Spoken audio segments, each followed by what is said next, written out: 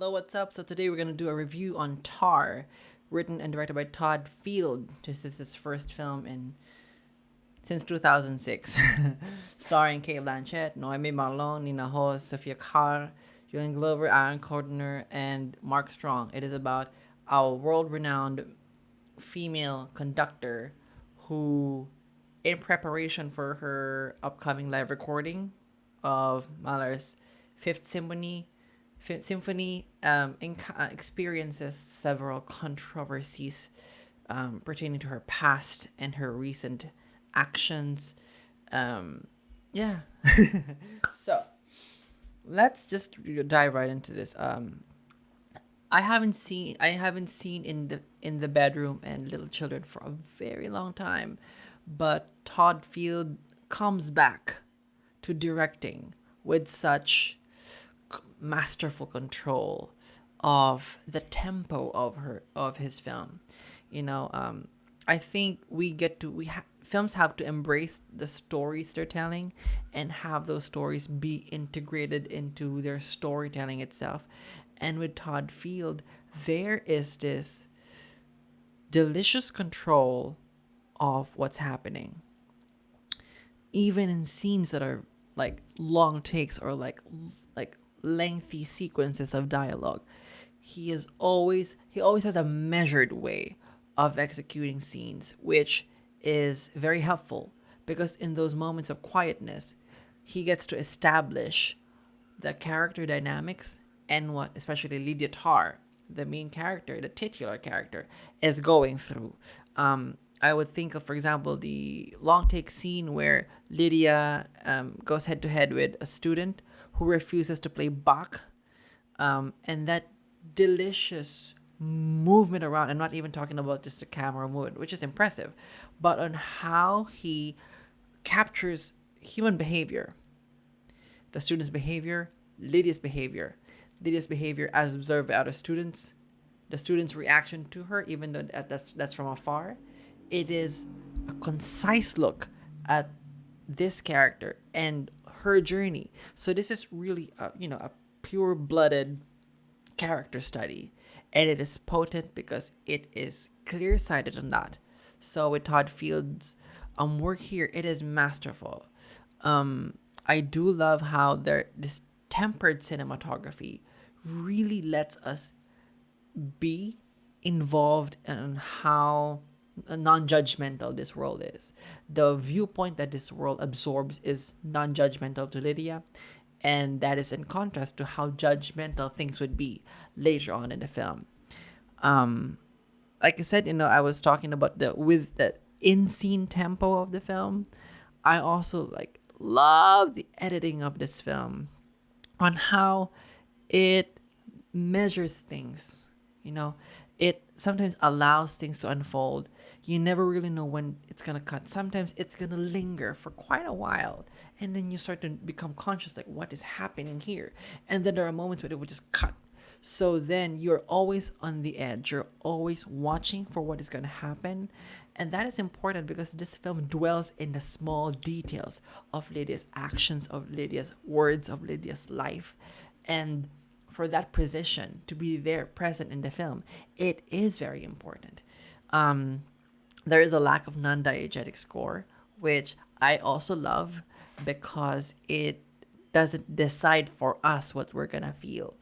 This is a film that remains ambiguous in some aspects, and yet it also kind of is exposing of Lydia sometimes. And because of that, we have to approach this story with just no judgments. I've been saying no judgments because that is the core of the film.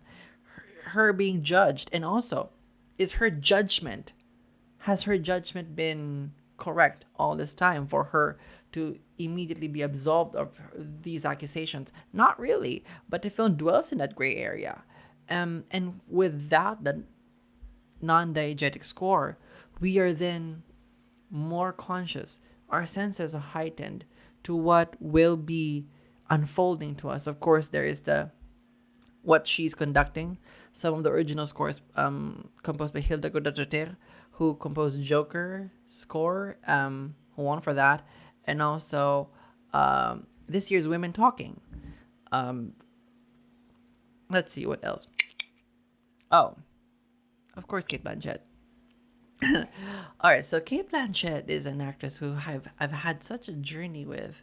I'm thinking to one of the earliest films I've seen from her, like Elizabeth, The Aviator, which she won an Oscar for and was wonderful in it. Notes on a Scandal, Elizabeth the Golden Age, Hannah. Those were performances that I respected, but I wasn't really in love with. I'm not sure. But then starting from Blue Jasmine, Truth, Carol, and now this performance, she is now on a whole different level. Of course, the excellence has been there, but it's interesting and always lovely to see artists continue to grow. And this is probably her in her terrifying best. I'm saying that also in regard to in comparison to Blue Jasmine and Carol. This is a side of her that I haven't seen before, a side of her that other films or actors might not even want to explore.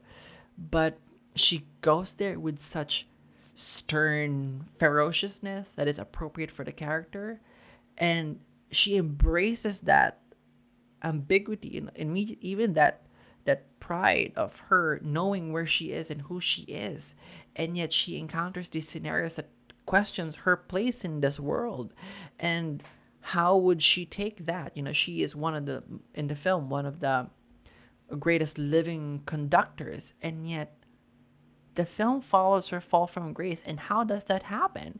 And how do you make it believable when the film has created and has depicted the mythology that has been created around her? So to see that arc, that trajectory from her being on the top to falling is such a devastating thing to see. And with one of the best actresses that we have right now working in even ever doing that on the top of her game, it's just terrific. I am excited to see what's gonna happen in the best actress race of this year. Of course, I'm watching these films as part of catching up with the Contenders, since I haven't seen enough films this year, and since a lot of the Contenders are now available on VOD or streaming, and some are already being released and will come in the next few weeks or months, that now is like the perfect time to catch up. And I'm kind of like the awards voters in the Oscars and other award giving bodies, where they're just like binging everything this award season before they vote on the best of the year. And with this one, I think, oh goodness, I like the first video that I have recorded, I said Michelle Yeoh and Everything Everywhere All at Once. That was a tough performance to do, and I wonder how can you top that? And earlier this year I've seen like Emma Thompson and Good Luck to You, Leah Grant, who I think that's her best performance. I've seen Howard said that's her best performance, that awakening of sexuality at late age. But going back to Cate Blanchett, I am so excited to see how far this goes. Could she be winning her third Oscar? I don't know, but I don't know. I'm just happy to see her like in this form again, as always, and the strong supporting work from Nina Hoss and Noémie Merlant. Noémie Merlant kind of like dominates the first half, and Nina Hoss more in the second half. That's not very spoilery, but it's just that they get more material in each halves. But it is delicious work that supports Cate Blanchett's character building, and they have their own characters. So the juxtaposition between these three characters, one at a time, is a thing to behold. And of course, Mark Strong is always great. I don't know. This is a film that haunts me to this moment. I've seen it last night because of just like how masterfully done it was, and I did not expect to love this film so much. If we're gonna talk ratings, this is A minus for me, A/A minus. In terms of award season, this is one of the contenders, of course, for Best Actress, but we're yet to see how far it would go, like Best Picture, Director, Original Screenplay, Supporting Actress, and others. But this is some powerful work that I would actually hope that would be seen beyond this being a Kate Blanchett vehicle, because this is freaking phenomenal. So yeah, this is available right in VOD. Um, yeah, so that is my review of Tar. Wow, I just went on that one.